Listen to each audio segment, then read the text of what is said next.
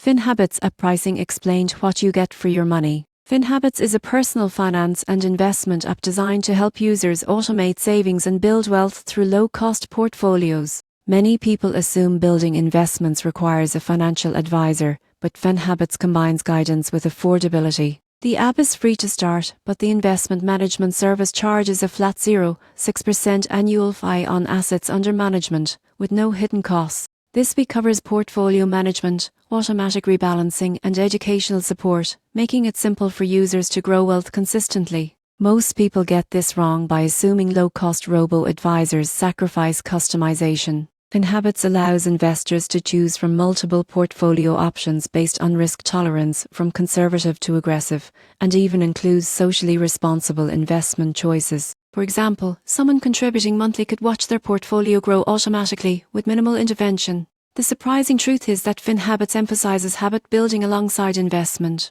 The app tracks savings goals, provides reminders, and helps users stay consistent, which is often more valuable than complex trading strategies. In conclusion, Finhabits pricing is transparent and beginner-friendly. Understanding the 0.6% management fee and included automation features highlights how the app empowers users to invest smartly while building sustainable financial habits.